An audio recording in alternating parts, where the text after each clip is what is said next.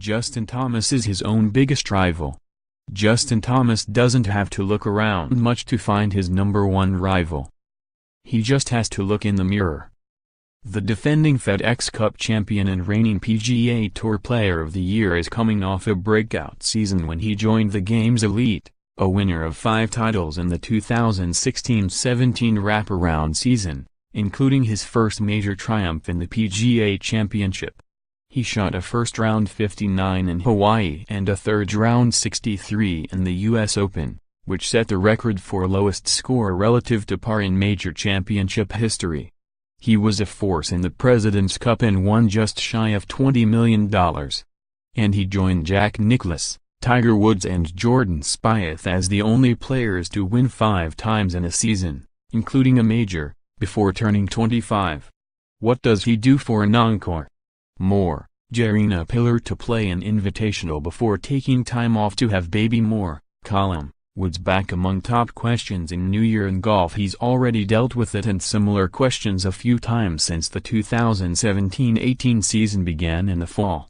And starting with this week's Century Tournament of Champions in Hawaii, where he is the defending champion, the questions and demands on his time will be a constant companion going forward, a weight on his slim shoulders at every tournament he plays.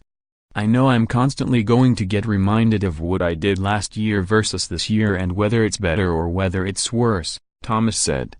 The hardest part of the season is going to be staying in the moment and recognizing that it's a new year. It's a new opportunity for great things, and I just need to continue to work hard. During the brief off-season, Thomas sought the counsel of his good friend, Jordan Spieth, who dealt with the comparison factor in 2016 after his spectacular 5-win season in 2015, one that included 2 major titles and victory in the Tour Championship and the FedExCup. Thomas and Spieth won't divulge much of the conversations, but one thing is clear, Thomas, an accommodating sort, is on a different star-dusted plateau these days, and he better be prepared to be asked about 2016-17 over and over again, especially if he has a mini slump. I'm just going to have to get a little better at managing my time and know that I'm going to have a press conference every Wednesday, Thomas said. Life's changed a little bit, but all for good reason. In reality, as much as I hate to say it, I'm just going to have to pick and choose. I know a lot of people are going to want time and this and that, but that's something I've really talked with my management about. I need to make sure I'm doing everything that I would normally do and need to do to be as ready as possible to play well in a tournament. I'm going to have to feel out and get a gauge for and get comfortable with and see what works best for me. Most everything worked last year. After he won the FedExCup by finishing runner-up in the Tour Championship, Thomas, 24, pulled out his phone and showed the world his 13 goals for the 2016-17 season.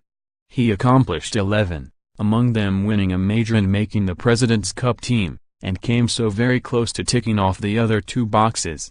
He has a new list for the 2017-18 season saved in his phone, and he's likely already checked off 1 box.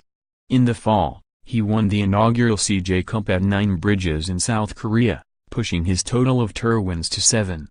And this week he's in the perfect spot to add to his victory haul, the plantation course at Kapalua on the island of Maui.